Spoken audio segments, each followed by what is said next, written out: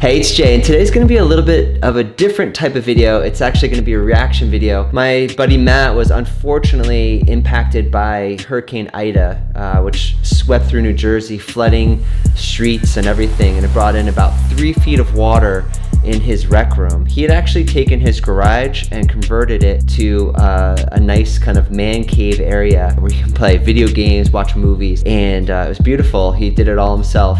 But then Ida came through, flooded out his entire basement and left 3 feet of water, destroying vinyl tile floors, his sheetrock on the bottom 3 feet. It was just a really bad situation. If you follow us on Instagram, we've been posting little clips here and there as he's been completing parts of the basement through the process. And I thought I'd just kind of watch along with you guys and react as he goes through it. So let's get started.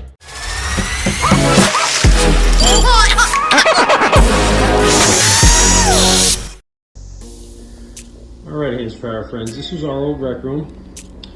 Clearly you can see it's a disaster. They gave us about 3 feet of water in here.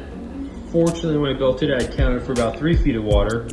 So the sheetrock was easy to rip out. The vinyl flooring got pretty skunked up, so we had to rip that out.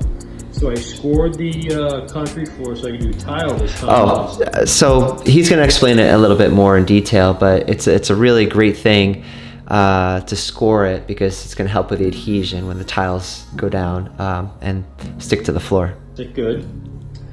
And we're going to get going. So hopefully in about 2 or 3 weeks, this is a brand new room and we're back to chilling down here, drinking some beers and playing some video games. Yes, I actually play video games with him quite a bit. I'm down in Florida now, but anyway, me and 3 other buddies, we have a good time playing video games on PS4. Just a quick tip as I'm sheetrocking that I learned, leave a gap between the floor and the sheetrock if you might flood again. Yep. This way it allows the sheetrock to dry out. And also expansion, you know, if there's hot and cold and there's any expansion, you don't want it to like be butt up against the flooring material. Leave a little bit of space. As well as get the mold resistant sheetrock, which was my issue last time, is I did not have the mold resistant sheetrock. And after about 24 hours, I started seeing some of that black mold that you don't want to have in your house. So it's only about $1 or $2 more, but well worth it. Yeah. Another tip someone told me was leave a gap between where you sheetrock and the top layer so that you can rip the bottom layer out, and if it does get saturated, the top layer will not get saturated. If you have that little bit of gap, if you've ever had a paper towel before, just done the experiment and dipped the paper towel in a glass of water or something like that, the water is going to wick itself all the way up the paper towel, getting the whole paper towel saturated, right? Well, it's the same thing with sheetrock. So if there's flooding in your on the floors and it gets up onto the sheetrock, it's gonna just start to wick its way all the way up. But if you leave that little bit of gap between the lower part and the upper part, it's not gonna be able to jump from one piece of sheetrock to the next. Now you'll see in this video that Matt actually has that little gap with the chair rail, so it leaves the space in between, but you're not gonna have the water jump up and destroy more sheetrock if he floods again, saving a lot of money, so that's good. Hey everyone, just before I get going, a couple more thoughts. I'm switching to the ceramic tile from the vinyl tiles I had. Initially, I really liked the vinyl tiles. I think from personal experience and comparing the two, vinyl tiles can look very nice and they are more affordable than ceramic tiles, but ceramic tiles, just the durability of them is just greater. And if his basement floods again, he's going to be much better off cleaning water off of ceramic tiles than he is on vinyl tiles. Initially, I really liked the vinyl tiles, super easy to install. That's true. Super easy on the feet, but as it would get really humid down here in the summer, tiles would start popping up and I would have to continually reset the floor. Yeah. So we're going to ceramic tiles so that if we ever flood again, I can just mop this and I don't have to worry about any underlayment or anything like that. Right. My one concern was the VersaBond sticking to the floor. As you can see, I have this old epoxy with the specs used to throw on the floor and some of the underlayment and mastic from when I put down the vinyl tiles into subflooring stayed on the floor and I lifted it up. So I talked to a guy that does tiling professionally. He said the best thing to do is just score the floor with a masonry blade every couple inches. Yep. And this will ensure that the VersaBond sticks to the floor, tile sticks to the VersaBond. We're ready to rock and roll. Alright, Handz for our family. We pretty much finished up the sheetrock. I still need to caulk and paint the trim a little bit more, but we're pretty good to go. So for tiling, on the website, you're going to say start in the center of the room and work out, which absolutely makes sense. I like to start where I want the tiles to be the straightest and look the best, because your room is very unlikely perfectly square. Okay, I totally agree with Matt here. I think that when you put tile down, it's like putting down a big puzzle. And wherever your sight lines are, where you're going to see the tile the most, that's where you want the tile to look the best. So you may start on the edge of a room, you may start in the center of a room. You have to walk around and see where people are going to view the tile from. So for that, I've chosen where you come down the stairs where everyone's pretty much going to see the room for the first time. So that's where I want it to be the most square. I always lay them out before I put them down to make sure my cuts are good. I have a cutting... Oh, and this is super cool. So you see there's like a big opening in his wall right now. Well, this, like I said, this used to be a garage.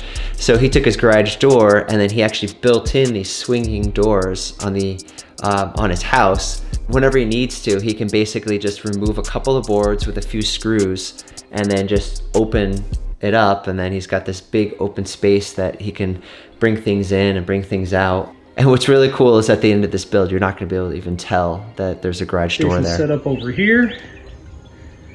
The little Ryobi tile saw. Highly recommend one over the manual tile cutters. Those things are a pain in the butt. This is a maybe $80 or $100 tool, but saves so much time and aggravation. Just make sure you wear eye protection. I recommend a mask because it makes a lot of dust. Yeah. Okay. All right, we're about to get going. Good luck. All right, so stopping there, he's commenting on the fact that you can actually get these manual tile cutters, which some people use and like.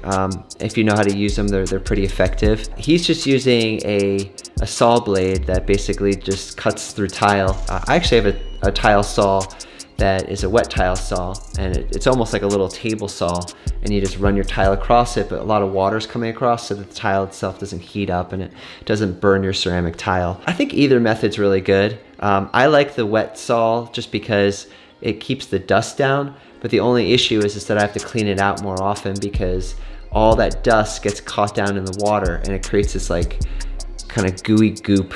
It comes up your saw blade, so you have to constantly clean it. So that's the only downfall of it. Alright, Handz Fire family. Albeit quite messy, I did finish all the tiling after about probably 16 to 18 hours. That's a lot of work. My next obstacle looks good though. To do with the stairs. As you can see, we previously had carpet on them. That got wet, so I'm gonna rip that up. Underneath them, I couldn't remember what we had, but if you ever had this stuff growing up as a kid on your stairs, in the basement or something, you know that stinks when you run into it with your shin. I still have scars on my shins. I'm going to try to tile the stairs, but on that point, I got some PVC trim here that's really a corner around the stairs and keep it injury-free. So we'll see how it goes. Cool. Wow. Hey, Handz Fire family. I just wanted to show you the final version of the stairs I did. I do really like how they came out with the tile. It was a lot better look than the carpet, a lot easier to clean. That looks really good. I was able to put the vinyl strips on to protect from banging your knees up. And I'll show you the bottom view as well.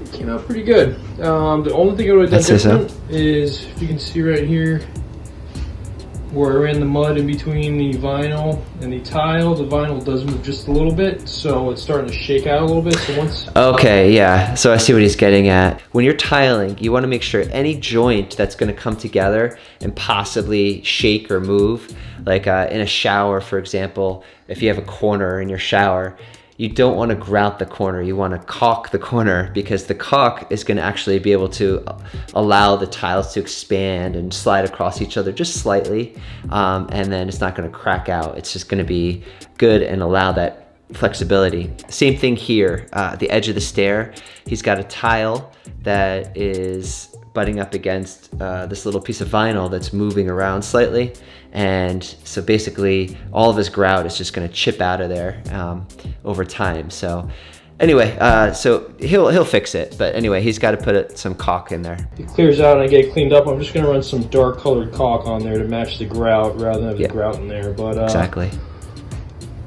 Overall, pretty impressed and happy with it. All right, thanks everybody. Yeah, looks good. All right, Handz Fire family. Nice. Final installment of my basement project. A lot of work between the last video and this one. I tiled the floor, grouted it, which was a pain. Definitely wear gloves when you grout. We laid that's a lot of spent a couple of tile for the cabinet paint, which I highly recommend as it gives a lot better application. I'm just gonna say real quick that I actually redid my cabinets when I lived up in New Jersey and had a house, and I used this Rust-Oleum cabinet paint, and it was awesome. I mean, you don't have to sand. You basically just rough it up just slightly, and you put this paint over it, and man, it worked really well, and it looked very good too. Repainted cabinet, put new doors up. We did a lighter paint on the bottom of the waterproof sheetrock, which seemed to open up the room a little bit. Highly recommend again spending a couple extra bucks on better quality paint because it did really pay off. It looks a lot better. One of my favorite things we put in, I put in this floating shelf and ran all the wires. There's the PS4. The wall, so there's nothing exposed for a nice clean look. And most importantly, the kegerator's working, so we're back in business. Yes. So altogether, pretty fun project. Quite a bit of work, but we're back at it. So enjoy your next home improvement project. All right, thanks guys. That's great. Dude, Matt, great job, man. This is such a cool project, even though it stinks that you got flooded out. But I think that the product here is even better than your original. So you end up with even a nicer hangout space now. I just love it. So great job, man. Hey, don't forget to give this video a like and leave a comment below of your favorite renovation project that you've done. And also please consider subscribing.